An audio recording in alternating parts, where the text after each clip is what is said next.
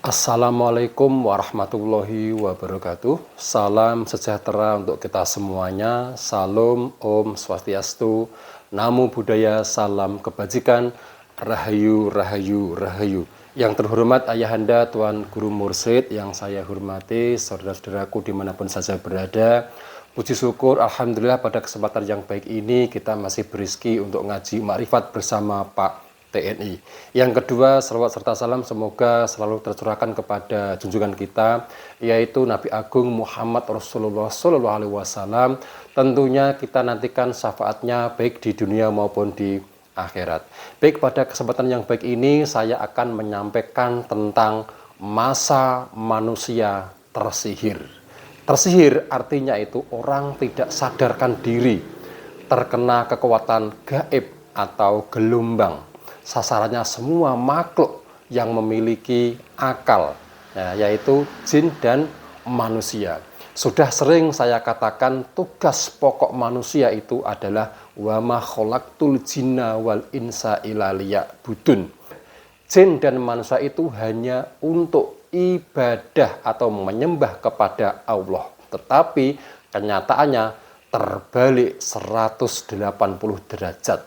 Itu pun sudah dinubuatkan oleh Nabi Muhammad di dalam hadis riwayat Al-Baihaqi yang bunyinya akan datang suatu zaman pada manusia, Islam tinggal namanya saja, Al-Quran tinggal tulisannya saja, masjid-masjid dibangun megah namun kosong dari petunjuk, dan ulama mereka adalah makhluk yang terjelek yang berada di kolong langit. Dari mulut-mulut mereka keluar fitnah, dan sesungguhnya fitnah itu akan kembali kepada mereka.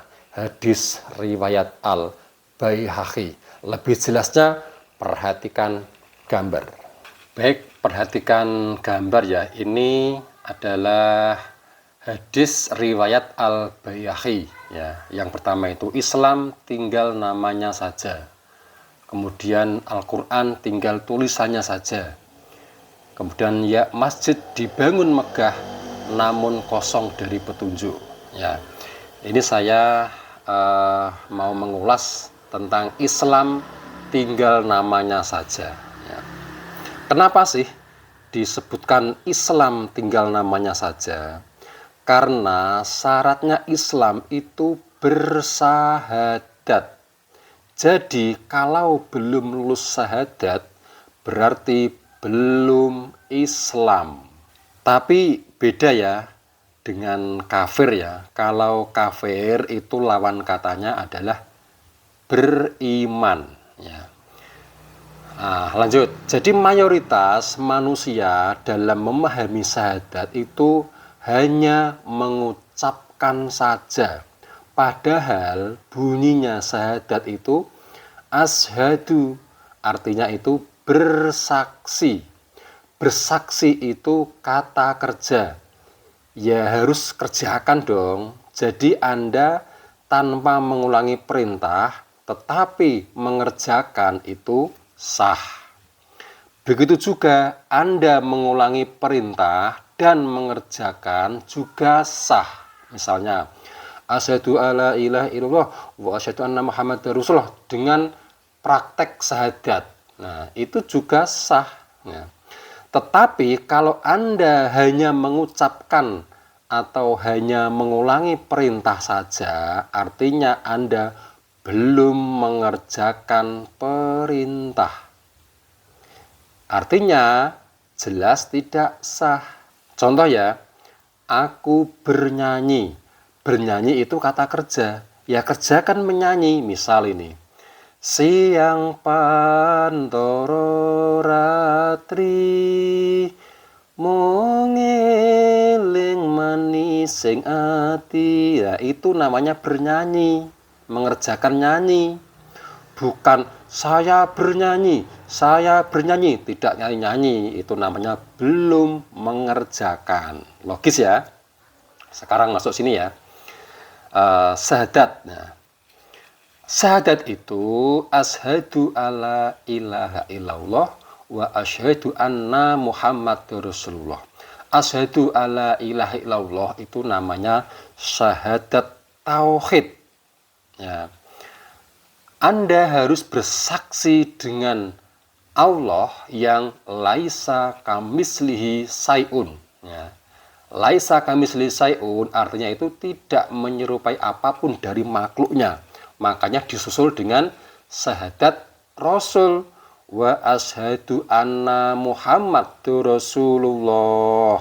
Nah, artinya dan aku bersaksi Muhammad utusan Allah.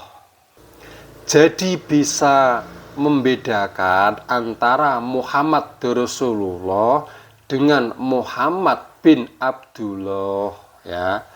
Kalau Muhammad Rasulullah itu adalah utusan, ya. Kalau Muhammad bin Abdullah itu Nabi Muhammad, ya. Sesuai dengan surah Al-Ahzab ya ayat 40 itu, ya. Makana Muhammadun aba ahadim mirrijalikum walakir Rasulullah. Artinya itu Muhammad itu bukanlah bapak dari seseorang di antara kamu, tetapi dia adalah utusan Allah, ya. Bagaimana dengan syahadat Nabi Muhammad? Juga sama lafadznya. Asyhadu alla ilaha illallah wa asyhadu anna Muhammadar Rasulullah. Sama. Wa asyhadu anna Muhammadar Rasulullah. Ya, bukan wa asyhadu anna Rasulullah, bukan. Tetapi sama, ya. Karena yang dimaksud itu adalah Muhammad dan Rasulullah, utusan Allah yang dimaksud itu, ya. Jadi ketika Anda akan bersaksi akan Allah, ya bersaksi dulu dengan utusan Allah. Secara otomatis Anda dapat syahadat tauhid dan syahadat Rasul. Ini sebenarnya ada penjelasan yang lebih dalam lagi ya, tetapi tidak untuk disampaikan di sini. Ya, kalau penasaran hubungi saja admin, oke ya. Saya lanjutkan dengan analogi ya. Ketika Anda membutuhkan energi listrik ya untuk menghidupkan kipas angin, untuk mengecas HP misalnya ya, maka temukan stop kontak yang dialiri setrum atau dialiri energi listrik, ya. Karena inilah pembawa arus listrik. Jadi ketika Anda menemukan stop kontak yang dialiri listrik, otomatis Anda bisa memanfaatkan energi listrik. Sehingga kipas Anda dicolokkan di stop kontak ini, itu akan nyala, akan berputar, ya. Anda tidak akan bisa mendapatkan energi listrik tanpa ada instalasi pembawanya, ya, karena listrik itu tidak bisa dilihat, tidak bisa dipegang, ya. Untuk menemukan sumber energi listrik itu harus temukan dulu stop kontak ini atau instalasi pembawanya, ya. Sama dengan seorang utusan ini, ya. Jika Anda ingin bersaksi dengan Allah, itu harus temukan dulu seorang utusan Allah, ya. Karena utusan Allah itu adalah seseorang yang dijadikan tajalli oleh Allah, ya. Jadi ada nur Allah yang di utusannya ini, ya. Jadi ketika Anda bisa menemukan seorang utusannya ini, ya, Anda akan bisa bersaksi dengan Allah Ta'ala. Tetapi itu ada rukun syarat tertentu, ya. Kalau Anda penasaran, hubungi saja admin, ya. Kira-kira pernah nggak Anda dijelaskan seperti ini sama kiai Anda, dijelaskan sama ustadz Anda, dijelaskan dengan gus Anda, dijelaskan dengan habib Anda? Pasti nggak pernah, bro. Karena apa? Potensinya beda. Oke ya, saya lanjutkan ya tentang sholat ya. Kemudian sholat itu wa aqimus sholata lidzikri. Ya. Dirikan sholat untuk mengingat Allah. Ya. Berarti Anda harus bisa mengingat Allah dalam sholatnya. Definisi dari mengingat berarti sesuatu yang pernah Anda kontak melalui salah satu atau lebih oleh panca indera kita, baru bisa diingat kembali. Ya, itu namanya mengingat. Kalau Anda belum pernah kontak dengan Allah, Anda tidak akan bisa mengingat Allah, tetapi hanya bisa membayangkan Allah. Jadi, jika manusia ini hanya bisa membayangkan Allah, Allah pasti bermacam-macam sesuai dengan bayangan manusia tersebut. Jika di situ ada 100 orang yang sedang membayangkan Allah atau sholat berjamaah tapi tidak bisa mengingat Allah, hanya bisa membayangkan, di situ Allahnya ada 100, mesti beda-beda bayangannya, ya, betul ya. Padahal jika Anda melakukan sholat tetapi tidak bisa mengingat, Anda diancam dengan neraka wel. Sesuai surah Al-Ma'un ayat 4 dan 5 itu. Fawailul lil musholin alladzina an sholatihim sahun. Nah, celakalah orang yang sholat, yaitu orang-orang yang lalai terhadap sholatnya. Ya, gimana tuh? Sudah sholat masuk neraka lagi, ya. Kita harus cerdas, bro, ya. Lawan katanya mengingat itu adalah lalai, ya. Berarti kalau sholat tetapi tidak mengingat, berarti ya lalai. Ancamannya tadi neraka wel. Terus bagaimana sih cara mengingat Allah di dalam sholat? Ya tinggal diingat kembali yang Anda saksikan dalam syahadat. Mudah toh. Pernah nggak Anda dijelaskan seperti ini sama kiai Anda? Dijelaskan oleh ustadz Anda, dijelaskan oleh Gus Anda, dijelaskan Habib Anda. Pasti nggak pernah, bro. Itu juga beliau belum tahu, ya. Beda potensi. Inilah tanda-tanda akhir zaman. Manusia kehilangan kiblatnya. Manusia tidak tahu jati dirinya. Hanya saja kelihatan Islam, mengikuti yang banyak, tapi enggak dong.